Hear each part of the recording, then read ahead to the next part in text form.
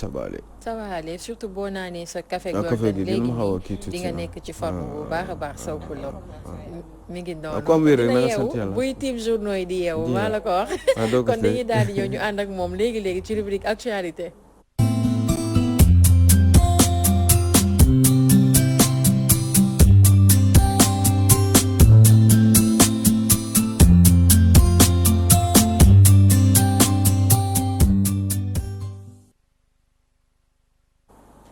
alors mi ngi noonu waa actualité yi Sow Poulo dañu koy dooree comme d'habitude ak Walf Quotidien alors quotidien ñoom seen une comme d'habitude riche en information mais y a kaawu Cissé Lo y a aussi kaawu ki nga xamante moo di ak Pierre Goudiaby Atepa alors Atepa répond à Aby Ndour nee na on ne me connaît pas dans des histoires de mœurs voilà moom loolu la daal di xamle seetaan ngeen ko démb fii nii ci Walfadjri élément de réponse yi nga xamante ni indi na ko yëkkati ay kàddu jëmale ko ci tuumaal yi nga xamante ni moom la ko Aby Ndour tuumaal ci fan yi ñu weesu Aliou Sow nee na moom ñetti at a ngi nii sax gisul déggul ki nga xamante ni moo di Aby Ndour.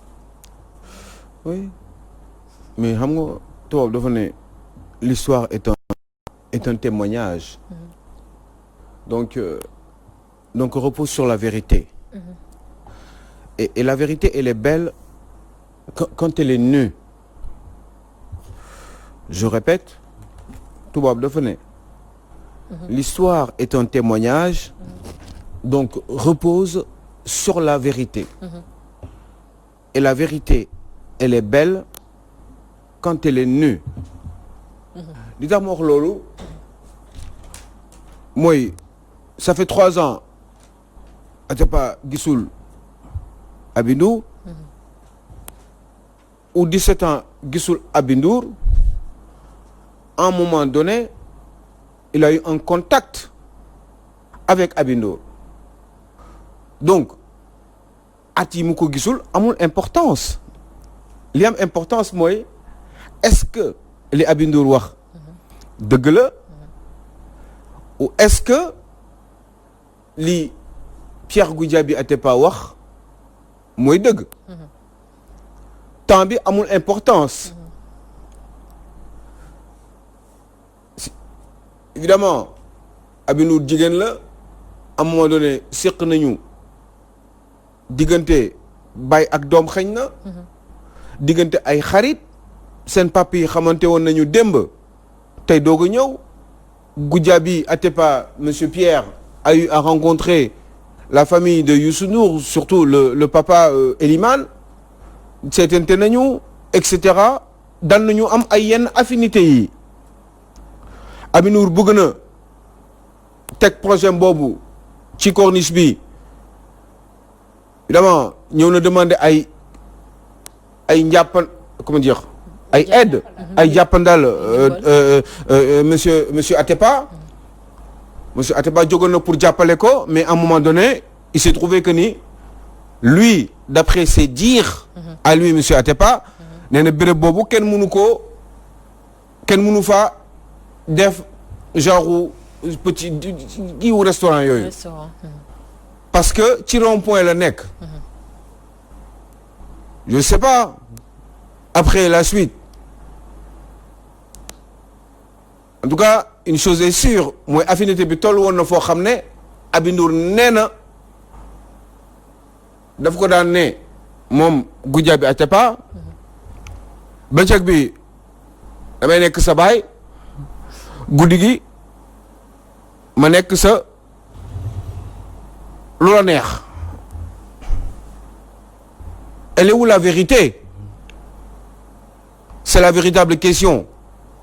waaye pour xam dëgg bi effectivement Atepa génne na idée bu baax mooy maintenant lépp lu ñu waxati ci téléphone ak ci ay bind ci téléphone mun nañ ko retracer waat dellu ci waat question bi léegi mooy comme monsieur Atepa déclare Atepa mooy bâtisseur en Joola pour les Sénégalais qui nous écoutent am na ñu bari ñuy dégg Atepa xamuñu luy Atepa ma ne leen Atepa mooy le bâtisseur en réalité il s'appelle monsieur Pierre Goudiaby bon en général catholique dañuy am ñetti tour quoi Pierre certainement Alexandre tout ce qu'on veut mais bu njëkk bi rek la ñuy téye Pierre mais officiellement Pierre Goudiaby la tudd mais Atepa bi mooy bâtisseur ci Joola Atepa le bâtisseur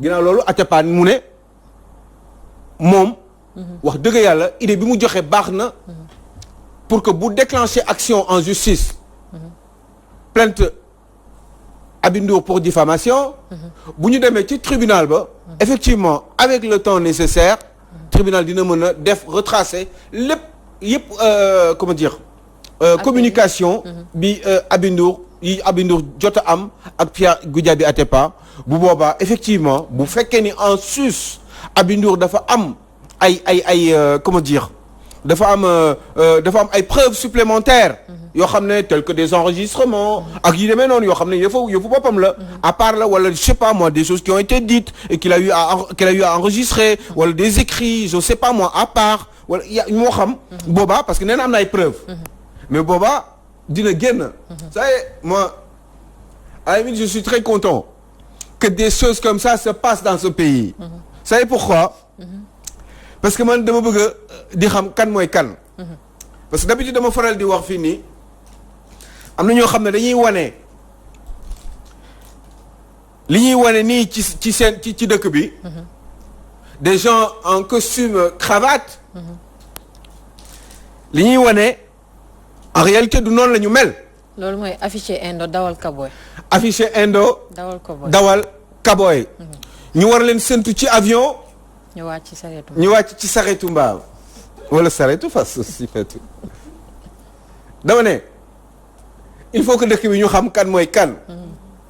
te dafa mel ni booy seet yàlla daf ñuy bëgg dimbali.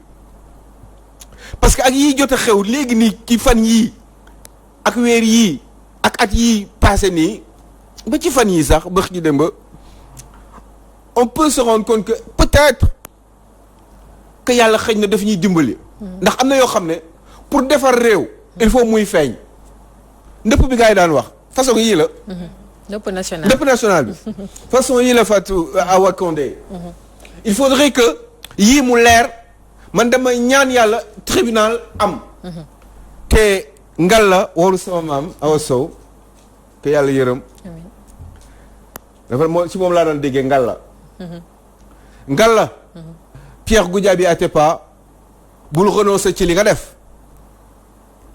li nga nar a def déclencher action en justice pour plainte pour diffamation ci Aby Ndour fexeel ba bu ko dindi sous quelque prétexte que ce soit bu ko dindi parce que dañu naan baa ji sama xarit la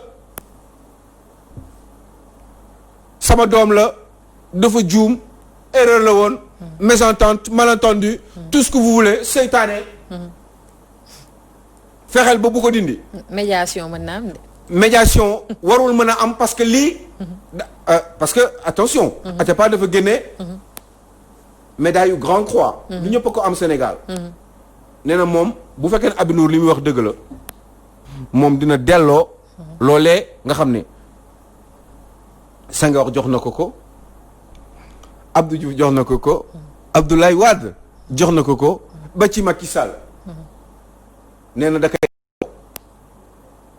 waaye balaa loolu lépp di am nañu xam ndax dëgg la wala déet te pour ñu xam ko il faut que nga jàkkaarloog Aby Ndour tribunal ngir yàlla war a suuli bu leen ko régler en kii à l'amiable s'il vous plaît parce que c'est pour l'intérêt du Sénégal c'est pas pour des condamnations c'est que man bëgg naa xam véritablement kan mooy Aby Ndour Aby Ndour bi nga xam ne dama ko sopp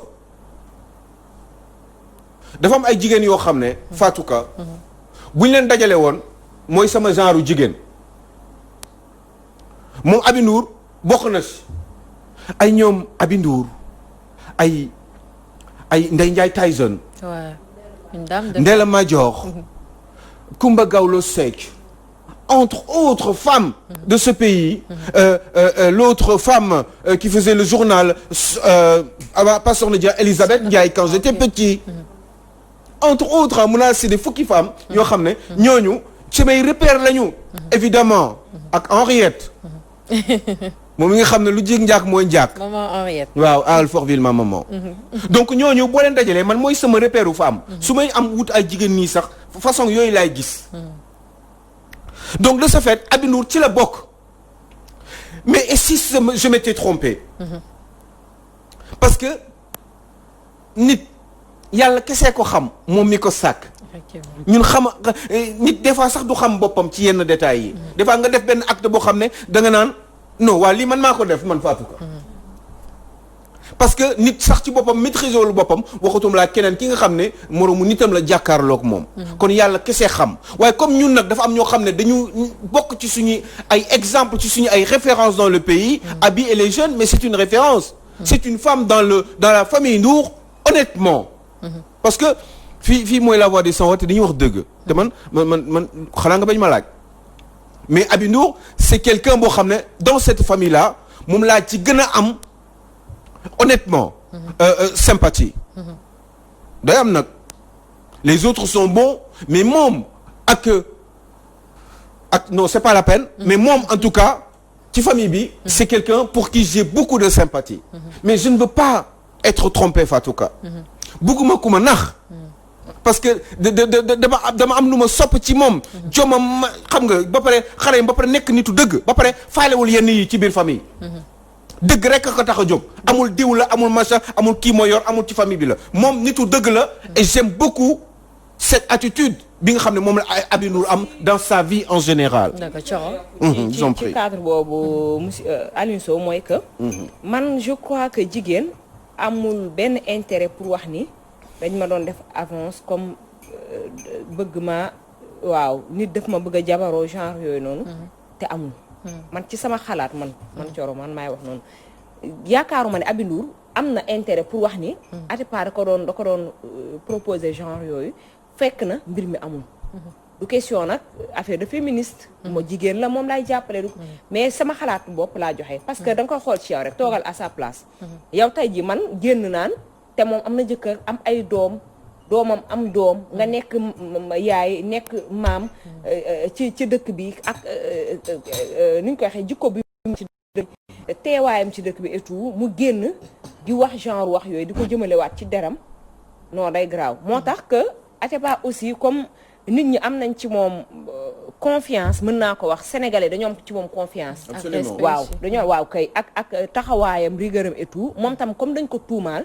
li Alioune Sow wax dëgg la nañu dem fi mbaxane doonee benn ñu leer bi ñun xam ñun sénégalais yi ak jeunes yi nga xam ne ni tey jii ñoom bëgg nañ di xool ci ñu baax ñi wala bëgg nañ di xool ci am référence ci ñenn ñoo xam ne ni ñu ngi fii ci sénégalais yi ñu xam exactement dëgg bi fan la féete dañ koy soxla benn instant parce que ñaari nit lañ yoo xam ne nii li leen jotale nii dafa lëndëm ci xelu nit yi donc li lënt nag nañ ñu dimbali rek daan ñu koy dindil ni ko Alioune Sow waxee buñ ñu jógaat naan ñu à l'amiable et tout nañ ñu leeral daal exactement il faut que ñu xam d'autant plus que sénégalais yi ku ci nekk sa xel dafay ñaaw ci yu bëri y a beaucoup de questions yoo xamante nii mu ngi si suñu xel yi ñu koy posé wu donc ñoom ñaar rek ñooñu si mën a gindi et puis yàlla suñu yaakaar tas ci kenn rek. mais moo tax sama doon wax sànq ni au-delà de Aby Ndour par rapport à la sympathie que j'ai sur sa personne. aussi Pierre Goudiaby Atépa. dama am benn espèce de sentiment de respect et de considération pour cet homme. cet homme de valeur. koo xam ne dafa am fu mu jaar. yu bari moo ko def ci àdduna bi yu bari moo ko def ci Afrique. surtout yaa ngi dégg c'est un homme hyper intelligent qui est bon dans son domaine d'intervention. qui a beaucoup agi ci wàllum littoral bi ak la nature et cetera qui est un homme de valeur qui a aidé des gens aussi. qui a même il s'appelle Pierre. mais il a aidé beaucoup de musulmans. Atépa cimetière wu Ndiassane bi moo ko defar mur bi est-ce que xam ngeen ko. ak yeneen ak si mur bi. ak yeneen yoo xam ne moom def na ko mënuma ko citer fii parce que damay suivre nit man. donc du coup lii bu fekkee ni am na et puis des fois aussi. gis nga yal na yàlla dimbali. parce que man nit kese laa quoi. te aussi autant j'ai de la considération du respect de la sympathie pour Aby Ndour autant c'est idem pour Pierre Goudiaby Atépa. et comme moom ak yi ma xam ci yi mu def yoo xam ne xëy na sax am na ñu bari ñu xamuñu ko. parce que dama am ay nit ci dëkk bi aussi te dama am ay nit yoo xam ne ñoo koy bokk waaye nit mënoo ko xam ba mu mët. est-ce que non Atepa peut-être soxla na lu mu bëgg am war na ko mën a am quand même ci jigéen. J'imaginais non xam nga li ma bëgg a wax. si Atepa quand même c'est un monsieur am na jaar-jaar c'est un milliardaire lu yàlla dimbali na ko ba nga xam ne si le claque les doigts. loolu lépp lu mu bëgg a am. dina ko am. est-ce que Aby Ndour war na ko tiital jusqu'à certain point. ba mu war ko mën a def certaines avances. est-ce que Atepa c'est une question. nam na dara. au point d'y aller aussi bas. On sait jamais en tout cas Atepa ak ki nga xamante ni mooy Aby Ndour ce sont deux personnalités yoo xamante ni ils ont beaucoup de valeur mais aussi ce sont des personnes responsables donc moi je vois que situation bi y a beaucoup de non-dits te non-dit boobu instant yi war nañ kaa leeral nit ñi bu baax a baax parce que instant yi xelu askan wi ëlëm na bu baax a baax on a envie de savoir bëgg nañ xam exactement lan moo xew comme ni ko Aliou Sow waxee instant yi procès bi nga xamante ni moom la jël bëgg yóbbu affaire yi tribunal nañ ko yóbbu foofu affaire bi leer nañ daal su boobaa ñu xam kii kii quoi gis nga surtout que c'est pour l'intérêt du Sénégal. Bu fekkoon ni ce sont des gens tels que Aliou Sow c'est pas important. Parce que mais il s'agit de quand même de Pierre Goudiaby Atepa. mais Pierre Goudiaby mais yu bari moo ko dessiné. c'est un architecte ingénieur de valeur qui boo xam ne rencontré na beaucoup de chefs d'État qui connaît des secrets des républiques de certaines républiques de ce monde. Donc mu am jaar-jaar. Est-ce que Atepa nam mën a dara au point de lii ñu koy accuser mu doon dëgg. moo tax ñu war ñoo leeral bu baax a baax ci dossier bi et boo moytuwul ci fan bés yi ñu jëm rek yeneen ni mbir yu bees tàq dina ci am incha allah ñu ñëwaat rek daal di toogaat fii waxtaanee ko bu soobee yàlla. voilà problème ndeysaan dëkk bi fan yi ay problème rek la bu ñu jógee ci problème mu Atepa ak Aby Ndour dañuy dem ci problème mu Cissé Lo rek Moustapha Cissé Lo mi nga xamante ni ki démb dañ ko daal di génne. dàq ko ci APR alors mu ngi nii ci li nga xamante ne ba tey mooy une Walf Quotidien mais au-delà des insultes ce que révèle l'affaire Cissé Lo loolu la Walf Quotidien daal di biral ci seen une Aliou Sow. Après on va en parler ak Thioro. Mais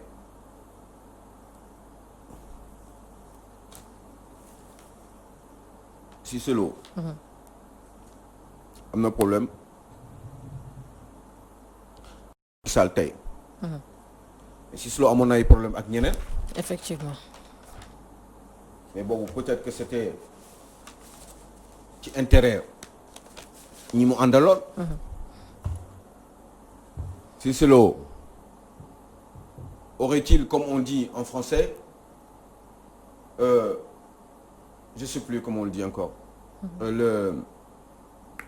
aurait-il ndax dafa dépasser Rubicon bi. est-ce que dafa laalaakee. Cissé Lo. parce que li xew tey jii nii ak ñoom. il y a quelques mois. quand Moustapha Diakhaté avait été viré de l'APR. moi j'avais dit. dinañu dax Moustapha Diakhaté. mais Macky Sall du mës a dàq Cissé Lo. dëgg la. j'avais raison mais à moitié puisque moment boobu j'avais raison et maintenant je n'ai plus raison parce que effectivement Macky Sall wan na ma ni mën na dàq Cissé Lo waaw mën na dàq Cissé Lo d'accord na mais jusqu'à quel point ban limite la Macky Sall la Cissé Lo dépassé pour que Thioro Macky Sall mën koo dàq. est-ce que c'est parce que ce sont ces différents DS à la fin ces conflits ak yaa xam ak Farba Ngom ou est-ce que dafa am leneen loo xam ne dafa nëbbu ci biir wala sax xëy na dafa xotti warmawu première dame de la République du Sénégal. Ce sont des questions à mon sens yoo xam ne dañ ko war di poser.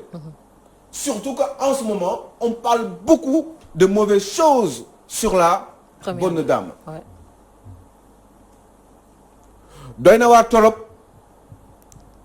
yii nag du ñu xaar dans 20 ans 30 ans ñu koy bind ci ay mémoire parce que dañu doon dëkk boo xam ne dañ ko war a liggéey et pour liggéey ko il faut que mu am yenn vérité yoo xam ne mu génn ndax ñu xam fan la ñuy jaarale dëkk bi il faut dëkk yi nga xam ne dëkk xam nga luy dëkk mooy dëkk yi nekk ci àll bi nga xam ne booy dox da nga koy moytu pour mu bañ la jam ci sa tànk dëkk il faut que dëkk yooyu ñu mën ko moytu ndax yoon bi li ci des moo bari pour defar Sénégal ndax dañu tardé depuis 40 50 60 ans donc il faut que mbir mi leer à partir de 2020 ñu xam kan mooy kan ba ci li ñu doon wax léegi ak ñoom Atepa ak Abino et les autres parce que war nañu xam kan mooy kan ñii di feeñu ci Sénégal di wane ni ñoom ñooy liggéey réew mi di wane ni ñoom ay nit ñu baax lañu. man tey bëgg naa xam ñan ñooy ñan. Aliou Sow ni ñu waree xam kan mooy kan noonu la ñuy waree xam tamit ki jël audio yi nii publier ko ci presse bi kan la ak lan lay woon wax ci loolu parce que li si yoon wax sax ñëpp xam nañ ko parce que lii nii conversation privée la woon te gis nañ démb yaa xam mbay nee na moom en personne la Moustapha Cissé Lo envoyé woon audio yi donc entre moom ak le griot Farba Ngom kan moo ci publier yëf yi mu génne ci presse bi ak lan la ko yoon war a teg. waaw. te kooku yi dàqalu na boppam. yaa ngi may laaj lu doy waar parce que waaw kooku dàqalu na boppam waaye loolu waaye kookan la. kookan la. waaw kookan la. waaw léegi. mais man xaw ma ko. doo ñu ci may rek. doo ñu ci may rek. mais dafa am ñoo xam ne kat li ñu fi wax moom dafa xaw a doy waar. ci réflexion ñi nga xam ne seen intérêt. mooy Cissé Lo ñu humilier ko à ce point là. ñooñee rek la mën a doon. waaw loolu rek la. wala boog. ñoom rek la nag dañuy xalaat. parce que xam nga la moo tax xam nga la moo tax. da nga taxe foo ne. da ngaa taxe ma yokkal la ci. audio yi xam nga loolu discussion la déjà. la moo tax audio kii rek génn ana yeneen audio yi. bu doon écrire tamit nañ ko ne fàng ne ko dàng ci réseaux sociaux yi ba mu vocalé envoyé écrit bañ ko bindal la tax mu wax te gis nga soo gisee ni mu waxee ak audio yi ni muy demee voix yi ni muy changé nga xam ne cuq nañ ko saaga na ñu cuqaat ko mu saagawaat ñu cuqaat ko moo tax mbir mi demee noonu ndaxte voix yi changé na ci biir audio yi sachant que Cissé Lo ku ko cuq mu tàkk ku tooñ ku fayu la ñu xam parce que tey jii le fait que Cissé Lo saaga je pense que comme ni nga ko waxee am na lu sabab saaga boobu tey c'est pas la première fois sax na Cissé Lo di def yi ni mel saaga na fi ki nga xamante ne mooy Ousmane Sonko ba tey 2012 jàpp 2020 saaga na fi publiquement ñi nga xamante ne ñoom ñooy journaliste dara fekk ko ci donc tey dafa mel dafa laal foo xamante ni waru ko woon laal moo tax amaana gars yi dal si kaw géewu bandi la ba pare xam nga Cissé Lo dafa saaga mais Farba Ngom par rapport ak vidéo yi nga xam ne mi ngi toog naan kaan sa baay dafa dofoon avant muy dee nangam ak sàngam ku ne xam na loolu la ko wax vidéo yaa ngi daw xam nga la moo ci benn kii de la xam nga laa bëgg sénégalais yi xam mooy loo ma sax yaa xam mooy Farba Ngom est-ce que tey jii nii au-delà de Cissé Lo mais est-ce que tey jii nii ñun nii rek la ñuy dundee ci République du Sénégal ku ñëw rek am sa Farba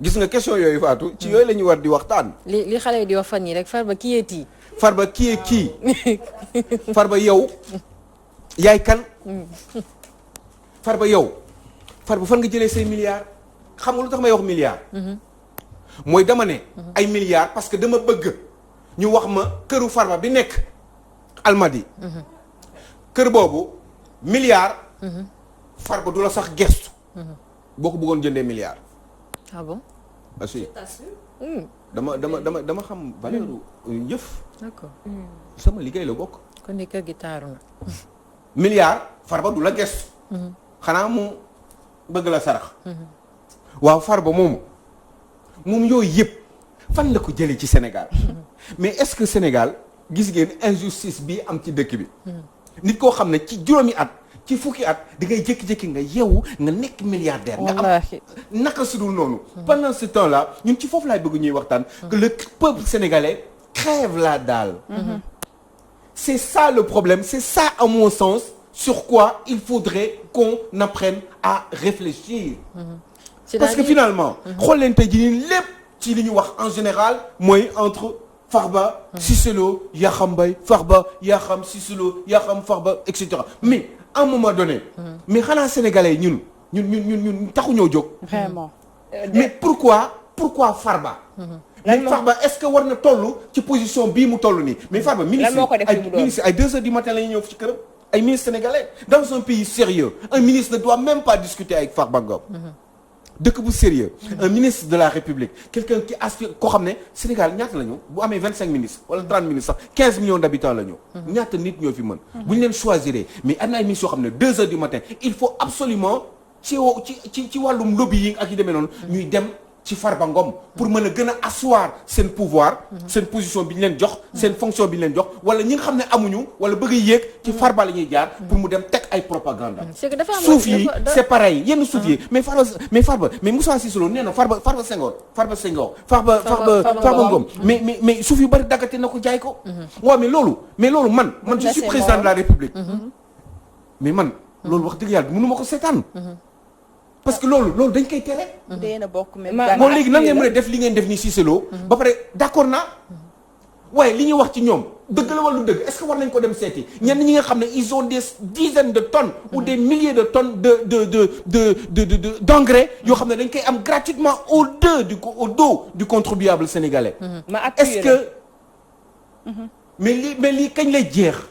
dama laa bëgg a appuyer rek ci par rapport ak sa diggante ak téléspectateurs yi nga xam ne ñu ngi lay seetaan ak fi ngay waxee xëy na duñ la déggee foofu mooy que ñoom bu ñu bëggee xam fi ngay déggee Farba toogoon na fi vidéo yaa ngi daw ci réseaux sociaux yi que di wax ni moom CM2 la yem ci njàngam donte sax eggu fa nee na ci wàllum xam-xam ci njàng foofu la yem kon Farba gisuñu ci côté xam-xam ci wàllum jàng ak diplôme lu ko war a may alal beneen yoon bi mooy ci ban domaine la Farba di yëngu ci transport lu muy liggéey ci lan lay liggéey xamu audiovisuel lan la Farba di yëngu ba tax mu am ay milliards tey mais lu ne faa kenn du ko looloo tax ma ne dama lay gën a rapproché ci li ngay wax ak ñi nga xam ne ñooy téléspectateurs yi ñu xalaat ana lan lay liggéey ba tax mu am milliards mais Macky Sall sax mais loolu Macky Sall Sénégal yi xam nañ ko quoi président vraiment dañuy posé ay questions dañuy naan mais waa ji li mu am nii yëpp fan la ko jëlee xam nga dañuy naan mais dil yi mais c'est quoi mais ñëpp ci Farba la ñuy jaar pour